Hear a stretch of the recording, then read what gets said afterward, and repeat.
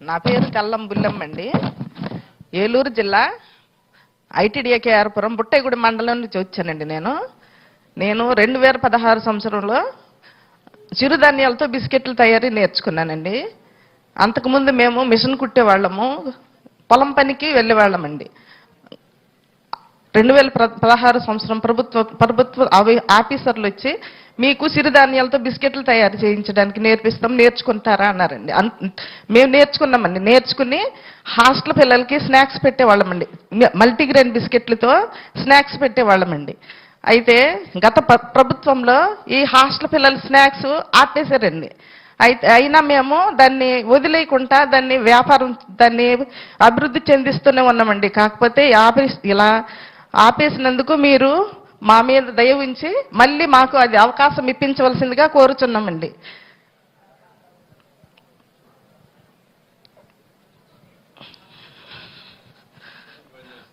వంద మంది పని చేస్తున్నామండి. అక్కడ 30 మందితో స్టార్ట్ చేస్తామండి. 100 మంది పని చేస్తున్నామండి. అవునండి. మీరు పండించిన పంటేనా చిరుధాన్యాలు? అవునండి, తీసుకుంటున్నారా? మేము పండించిన పంటేనండి. రైతుల దగ్గర తీసుకుంటామండి, కొంత మేము పండించిన పంట తీసుకుంటామండి. రెండు కలిపి మీరు? అవునండి. కుక్కునూరులో కూడా మీకు మేము బిస్కెట్లు ఇచ్చామండి. ఇప్పుడు అరకులో కూడా ఇచ్చామండి బిస్కెట్లు మేము. ఇప్పుడు ప్రాసెస్ ఏమున్నాయి మీ దగ్గర? మేమున్న యూనిట్ ఎట్టుంది, ఎట్లా చేస్తున్నారు? మల్టీగ్రెయిన్ బిస్కెట్లు, జొన్న బిస్కెట్లు, రాగి బిస్కెట్లు. దానికి కావాల్సిన మెషినరీ ఎంత ఉందా? మిషనరీ అంతా ప్రభుత్వమే మాకు ఫ్రీగా ఇచ్చిందండి. ఎంత ఖర్చు పెట్టారు అప్పట్లో? అప్పట్లో మేమైతే ₹1 ఖర్చు పెట్టలేదండి. ట్రైనింగ్ ఇచ్చేసారు. ట్రైనింగ్ ఇచ్చిన తర్వాత మిషనరీ మొత్తం ఫ్రీ ఇచ్చేసారండి. ఐటీడీఏ తరపు నుంచి మాకు 2 యూనిట్లు రన్నింగ్ అవుతున్నాయండి అక్కడ. అయితే దాంట్లో ఒక 30 వేలు మాకు ట్రైనింగ్ సబ్సిడీ కింద ఇచ్చారండి. ఇప్పుడు 100 మంది మీరు చేస్తున్నారు కదమ్మా, వేరే ఇక్కడ అమ్ముతున్నారు కదా? అవునండి, షాపులకు అమ్ముతున్నామండి. ఎంత అమ్మగలుగుతున్నారు? కరోనా ముందు అయితే 12 లక్షల వరకు టర్న్ ఓవర్ అయిందండి. కరోనా తర్వాత కొంచెం బ్రేక్ అయిందండి. హాస్టల్ బిస్కెట్లు కూడా స్నాక్స్ ఆపేశారు కదండి, అందుకని కొంచెం కాస్త డల్గా ఉందండి. ఇప్పుడు పెద్దగా అమ్మలేకపోతున్నారు? అమ్ముతున్నాం, కానీ హాస్టల్ ఉంటే కొంచెం ఇంకొంచెం మాకు మీరు ఎంకరేజ్ చేసినట్టు ఉంటుందండి. ఈ నెల పోయిన నెల ఎంత అమ్మగలిగారు? ఈ నెల పోయిన నెల ఒక 2 లక్షల వరకు అండి. పెద్ద మార్కెట్ ఏమి ఉండట్లేదండి. బయట షాపులకి, మెడికల్ షాప్ 100 మంది ఉన్నారు, 2 లక్షల వరకు అమ్మగలిగారు. అవునండి. ఓకే, నేను మాట్లాడు. అలాగే sir, thank you sir. Thank you అమ్మా. తర్వాత ఎన్టీఆర్ జిల్లా నుంచి బాణావతి జ్యోతి గారు.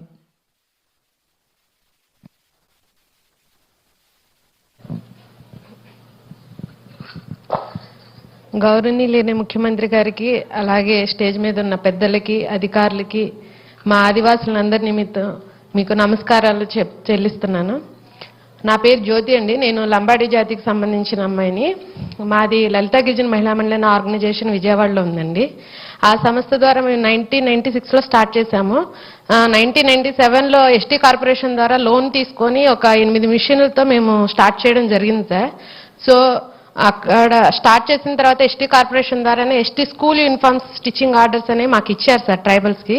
అయితే ఏంటంటే అప్పటి నుంచి కూడా 2018 వరకు కూడా మేము 10 మంది ఎంప్లాయీస్తో స్టార్ట్ చేసి 500 మంది ట్రైబల్ లేడీస్తో మేము స్టిచ్చింగ్ చేయడం అయితే జరిగింది.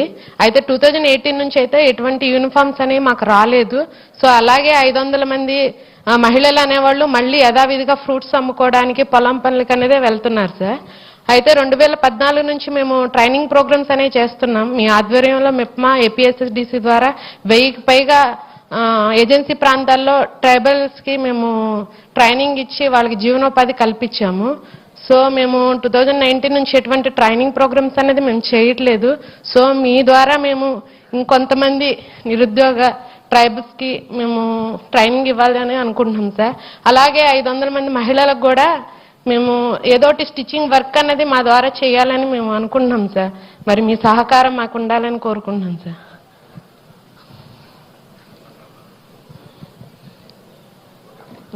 థ్యాంక్ యూ జ్యోతి. మాట్లాడదాం. తర్వాత ఎన్టీఆర్ జిల్లా నుంచి ఏకుల రవి గారు.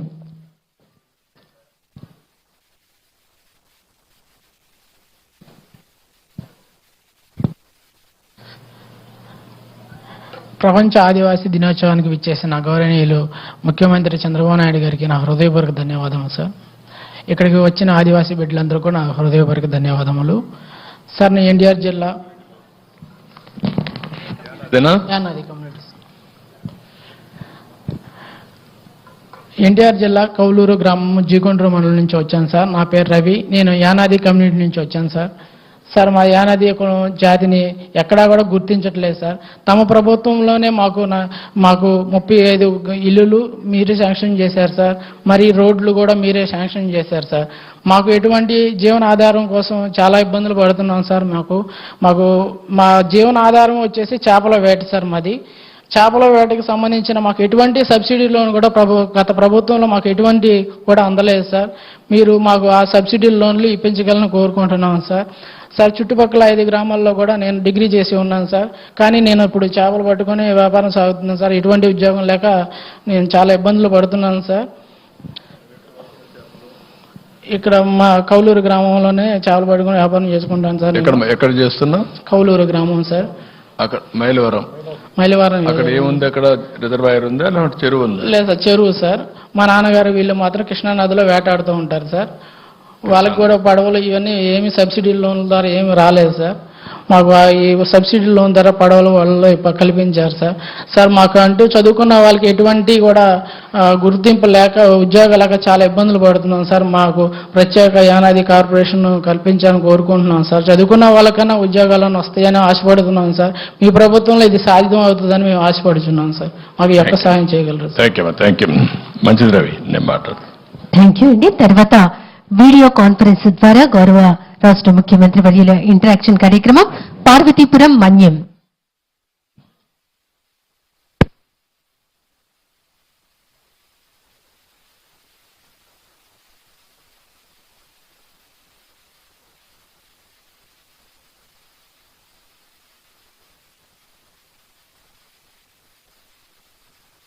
ముఖ్యమంత్రి వర్యులకు జిల్లా ప్రజల తరఫున గిరిజనుల తరఫున హృదయపూర్వక నమస్కారాలు సార్.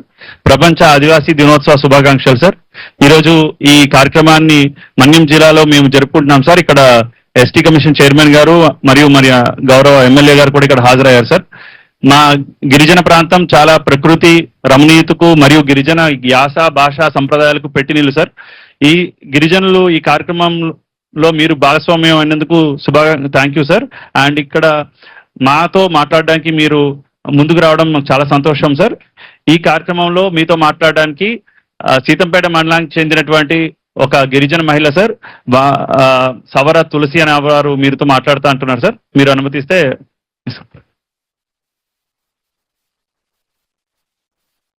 కలెక్టర్ గారు మాట్లాడించాను